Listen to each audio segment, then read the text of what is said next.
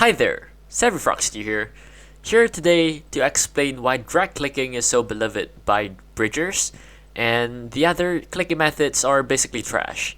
And also we have a special guest, Froxty2. Hello, remember me? But you can just mostly ignore him. Hey! God bridging, a skill that only a percentage of players possess. And since not a lot of people can do it, it is not discussed and explained thoroughly why we do certain things like how we click. We drag click. Why not jitter? Butterfly click.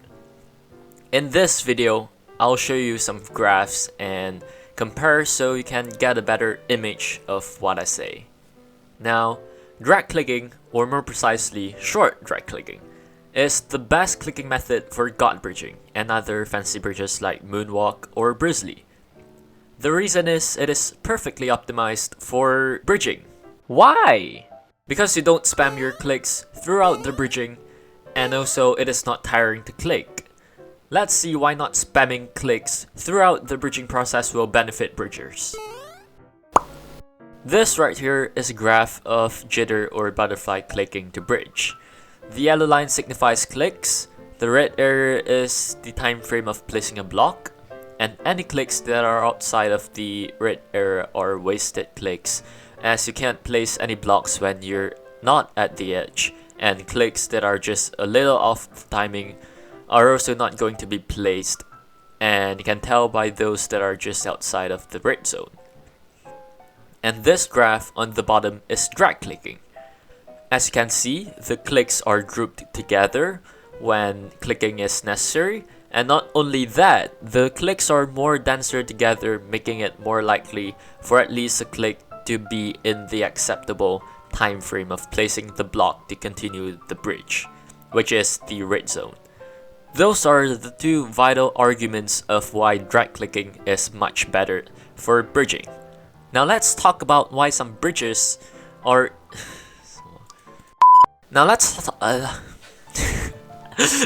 Now let's talk about why some bridges are easier than the other, since we still have this graph.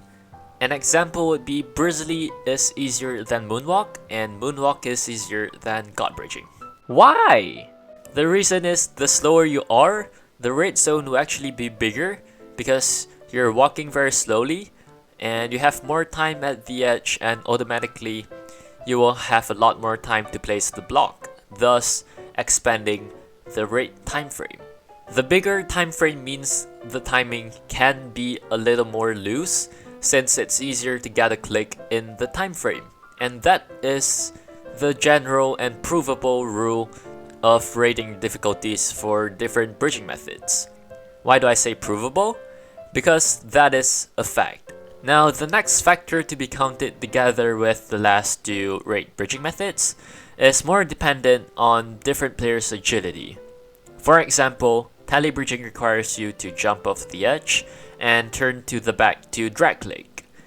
And you can't jump off too far from the edge and turn to the back too fast or other small details like that. So that movement might be really natural to some players, but to the rest it might be a little stiff, making those that feel the movements natural to be naturally better at tally bridging.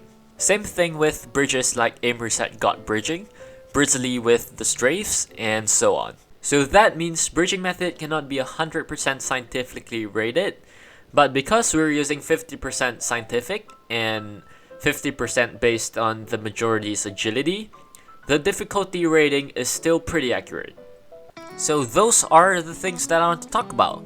If you have any good questions to be answered, definitely leave it in the comments. But hey, that's just a theory. Okay! Sorry about that. It was too natural to slip in that intro. Anyways, make sure to leave like and also subscribe if you enjoyed today's video. I'm Froxty, I'll see you guys in the next video. Bye! Bye.